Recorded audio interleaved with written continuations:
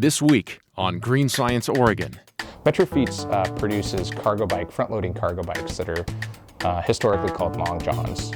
Some people call them box bikes, some people call them Metrofiets, some people call them front loaders. We have quite a few business clients that really kind of challenge us and push our boundaries a bit. We have, for example, a coffee bike that we built for Trailhead Coffee.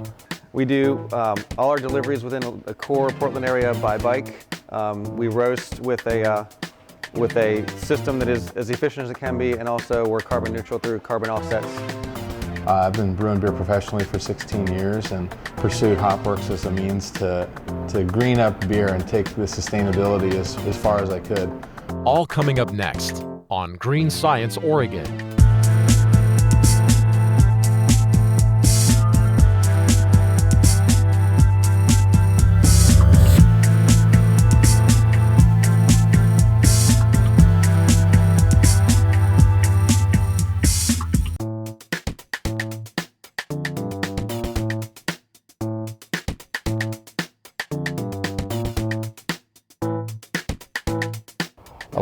A long time ago, it seems, we saw a bicycle that just totally blew our minds.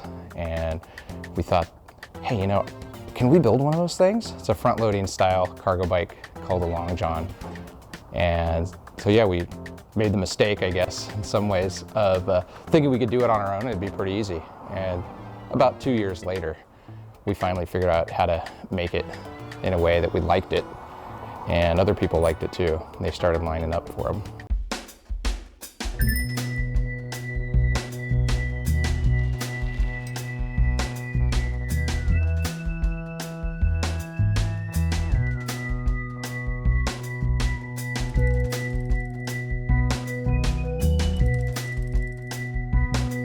They've been around for about 80 years. The Danes and the Dutch will argue who invented it, and we're not taking sides on that. Fiets means Dutch for bike, and Metro is a city, so we mashed them together for city bikes. Metrofiets produces front-loading cargo bikes that are historically called long johns. Some people call them box bikes, some people call them Metrofiets, some people call them front loaders. I've known James for, since he was about 14 or 15, I forget. He was riding by a coffee shop one day on this really cool old cruiser bike, and I had a cruiser bike, sort of a little, not quite as old and cool as his. And so I stopped him and said, hey man, I've totally got to take a look at that bike. Do you mind? And he's like, oh no, because he, unbeknownst to me, was nicknamed Bicycle Jamie. We met, like he had said, cruising our old school bikes. About 4 years ago, he decided to show me a cargo bike, a front loader that I'd never seen before. I don't know how I missed them, but now they're everywhere. And decided that we needed to make these in the USA. In high school, I was really into chopping bikes up and sticking them together and making weird things happen. And that's when I started building bikes. We start by sourcing US manufactured steel. It's coming out of Pittsburgh and Chicago. And then it gets shipped here to Portland, at which point I take it to our local pipe vendor with some drawings, and they go ahead and bend up a couple of things that take a lot of oomph to make happen that we can't do in the shop. And then they come back here and I fit and make sure all the parts are ready. And then we have a team put together of aviation welders that go ahead and put the chromoly together for our clients. We have two sides to our business. We have a custom side, so it's pretty much an anything goes, where we collaborate to find out what their needs are, do design, and then build based upon that design. And then the other side is our standard, sort of off the peg, one size fits all bike that we call the standard, that takes all of those ideas and things that we've worked on in the past and synthesizes them into a model that is the best and brightest thing we can make for the consumer. It really makes sense, I think, when you're within a certain, I'd say like 6 to 10 miles wherever you're at. You don't have to wait in line for a parking spot when you go to the store and doing runabouts. You can actually use it for real work without having to incur all the fuel costs associated with short trips in town, starting and stopping, and all the extra fuel that takes up when you're riding around in a car in heavy traffic and just idling. On a bike, with the way the laws are set up, you can pass on the right and bypass all of that. Every platform that you see or box is removable, and you can reconfigure the bike to have pretty much any kind of vending module you want on it, like coffee, beer, bike repair, burrito stand, what have you. And when you're not in that mode at the moment, you can take that off and put on a box and haul your kids around, or you can put on a pallet and score that crazy couch that you have seen with the free sign on it on the side of the road that you just can't live without. The big deal is to try to get people's minds spinning around bicycles and how the preconceived notion that it's just to get you from point A to point B is, throw that out the window and say, well, hey, not everybody needs their own vending bicycle, but to say we can serve loaves and fishes to the masses off of this bike means that you can at least take your kid to the grocery store and get a bag of groceries, or my excitement in the business is to broaden people's perspective of what a bicycle can do and how it fits into our modern society. We take a client that wants something unique and we try to times it by 10 and then make it real. So you want to serve ice cream, well, I'm going to think about what sort of an air conditioning condenser we have in a car and if I can run it mechanically off the pedals. It's my creative juices start flowing and solve the problems at hand and give people ideas. One would hope that I didn't have to make the modulars, we come up with a bike and you can put anything on it you want. And I don't want people to simply have to come to me and say, build it for me. I want to be able to say, this is what you can do. Now let your imagination fly and please do whatever. That's, creativity. Nationwide and worldwide too, really, but nationwide it's a growing trend. We're finding a lot more businesses are calling us. They're finding that there's this thing out there that they never knew existed. And I think education is a key part of that. And they're also excited too, if they're doing a lot of hauling and delivery, to find that we have electric assist options as well for the bike. Not all places are as flat, quote unquote, as Portland. San Francisco definitely is one of those places where people, and in Seattle, would appreciate and use an electric assist version. Yeah, we've got quite a few orders. It's really surprising to us that people are taking notice of our small little shop here in Portland and liking what they see, because we're building it really for us first, because we have a certain aesthetic that we want to keep and a quality level we want to keep. We have quite a few business clients that really kind of challenge us and push our boundaries a bit. We have, for example, a coffee bike that we built for Trailhead Coffee, and they, Charlie over at Trailhead, wanted a bike that he could use as he called his flagship, and also use it for working as well. So it was not just an art piece that he would put on a showroom floor and never touch. He wanted a working bike that looked good, and so we collaborated with him on that. I started off with a corporate geeky day job and was doing that for quite some time and wanted to do something that actually had some soul to it. We do all our deliveries within a core Portland area by bike. We roast with a system that is as efficient as it can be, and also we're carbon neutral through carbon offsets. And instead of using what's called an afterburner, which doubles your carbon footprint, we use this little device called an electrostatic precipitator, which basically zaps the smoke. It's a bug zapper for smoke instead of going with a much more ecologically damaging way to do it. So we're as efficient as we can be. We use bikes for our delivery. We carbon offset our UPS deliveries when we go outside of a certain radius. So we're trying to be as environmentally friendly as one can be without simply just not drinking coffee, which is not going to happen. What I wanted was something that would fit actually two of these two standard Tupperware bins in a certain configuration. That was the only dimensional requirement I needed from them. So they gave me the platform. I then built the wooden structure, and it does a lot of things. The bike itself, without this cafe top, comes off. And then I do delivery. So 90% of the time, probably more, it's running delivery. So it'll have 150 pounds of coffee on board. The bike itself weighs 110. So getting that to the grocery stores and cafes, handing them their coffee. So primarily it's a delivery vehicle, but also it doubles as a rolling cafe by putting this piece on top, bringing the brewing equipment, and off it goes. We deliver to a number of cafes and grocers. We've got Whole Foods, we've got New Seasons, a couple of smaller ones, Food Front, Market of Choice, Pasta Works. And then at cafes, we've got one called Cafe 11, Rosa Parks and MLK, and a new sort of flagship account, which we're really pleased about, Cafe Destino, 14th and Fremont in Northeast. And they're moving a lot of coffee. With the business, I wanted to do something that was not so soulless as a corporate job. And that's through, coffee is a very simple way to give back to the source growing regions.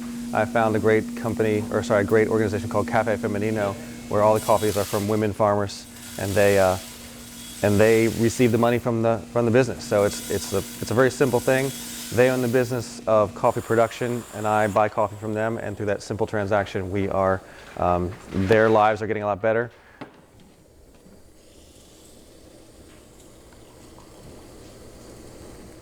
Perpetua Wood Floors approached us, and they saw one of our bikes. I think we were out on the street up by a local coffee shop, and we just literally bumped into each other. And he's like, "Wow, what's this?" Matthew Sellens of Perpetua Wood Floors.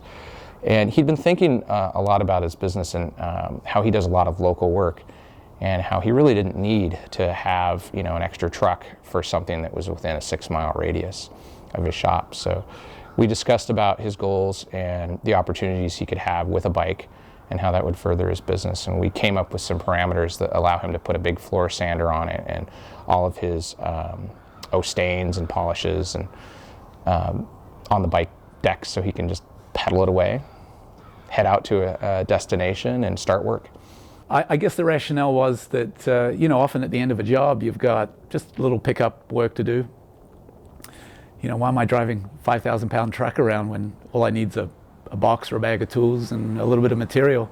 We do a lot of restoration and, but just basic sanding and finishing also, sort of all the things that would, wood flooring company would be expected to do in Portland. We had Jamie and Philip design it and build it for short haul, neighborhood work and jobs. I thought maybe it would be a little bit of a novelty and maybe a little weird, but most everybody that sees it gets it, and mostly the jobs that I pull up on I get. People like that idea. I believe I got the full value out of this the first day that I rode it out of the shop. And there's a lot of other qualities that you can't really put a price on. One is enjoyment. One is the time that it takes you to ride somewhere. You get that. You get meditative time. You get. You feel I personally feel a much stronger, deeper connection to my community, and it's mainly because it takes me forever to get somewhere, because people are always stopping and asking me about the bike. Hopworks beer bike, I think, was our first real kind of, bike of note as far as the amount of attention it got. Jamie and I are home brewers, and as well as bike builders, and we wanted to build a bike that could, haul our brew around. Why not, right? And then one thing led to another, and eventually we're like, well, why can't it haul 2 kegs, and why can't we have a full bar top and a draft system? And so we thought, okay, we got to build this thing, but how do we pay for it, for one? So I started doing research and came upon Christian Ettinger, who seemed like a real logical fit. He's a brewmaster for sure, but he's really into sustainability. He runs his brew kettles on biodiesel. He's the first, as far as I know, the world's only carbon neutral brewery in the world, and he's just a bike nut. Phil and Jamie approached us, I guess about 2 years ago, with an idea for kind of a keg hauler, and I always wanted to have to marry that with a bit of a mobile bar. After about a half an hour, he said, "Oh yeah, let's do this," which totally shocked me. I thought it was going to be a lot harder than that to get someone interested. So yeah, we collaborated with him and came up with the idea to put solar power on it on the back to fire up a stereo system, and also put a rack on the back for 3 pizzas.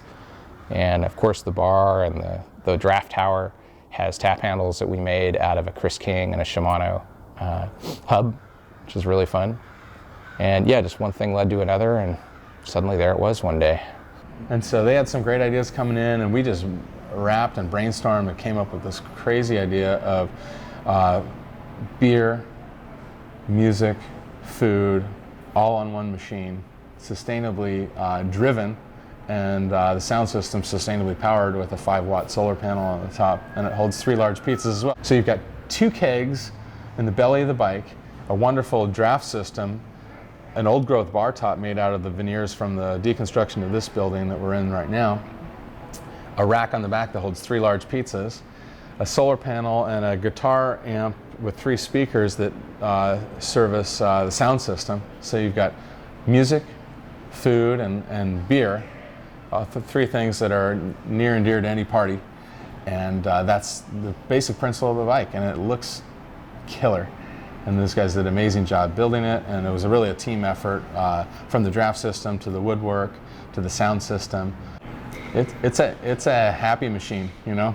When you pedal that through the neighborhood, you get just miles of smiles. People just want to high-five you on the way by. They want you to stop and pour them a beer more than anything. It just makes people happy at a very basic level, you know.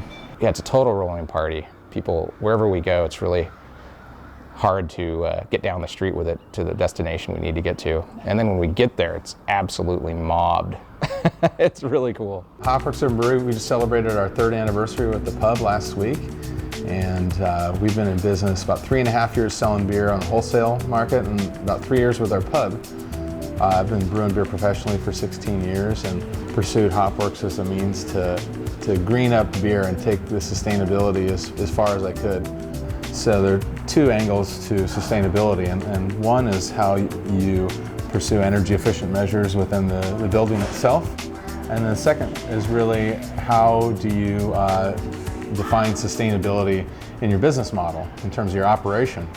That's your sourcing of materials, sourcing of power and fuel, and really trying to create a model that has as small a footprint as possible and serves as many people as possible with as healthy a product as possible for not only consumers but also the planet. In the building of Hopworks, we printed off the Lead for Buildings template and pursued those principles, and we didn't ever get LEED certified, but we really took it to heart that sustainability in terms of building is fairly dynamic.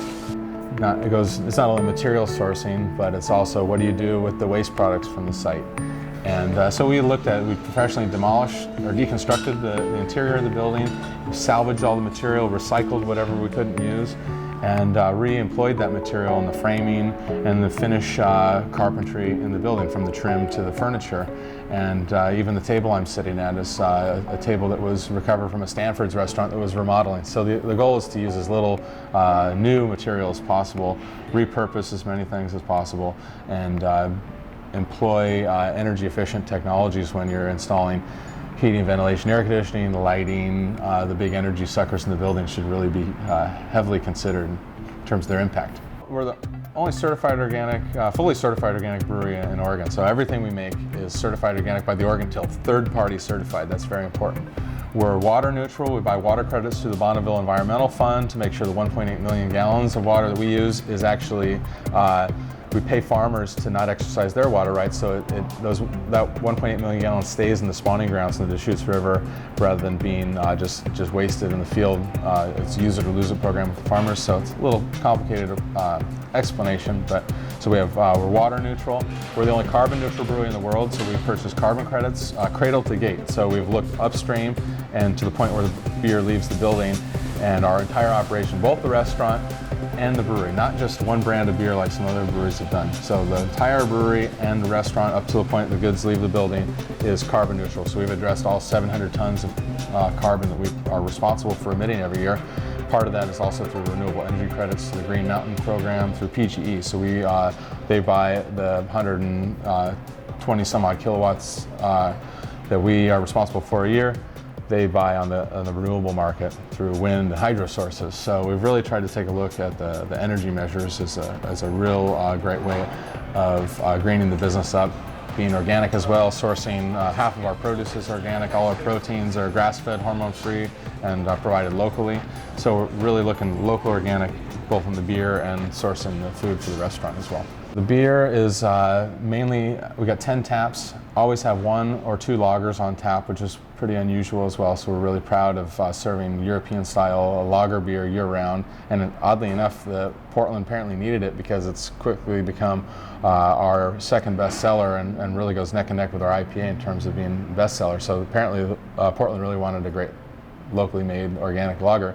Then we have 8 or 9 ales on tap, and always 2 casks on the pub here as well. So the cask is a traditional British method, the lager's traditional German method, and the ales were also a British method as well, but carbonated and cold versus slightly warmer and less carbonated for casks. The food is it's a cool combination of comfort food. You got great New York style pizza, Shepherd's Grain Food Alliance certified flour, organic tomato sauce that we make ourselves, and the same hormone-free proteins going into the whole pizza mix, and then the burgers and sandwiches and salad side as well.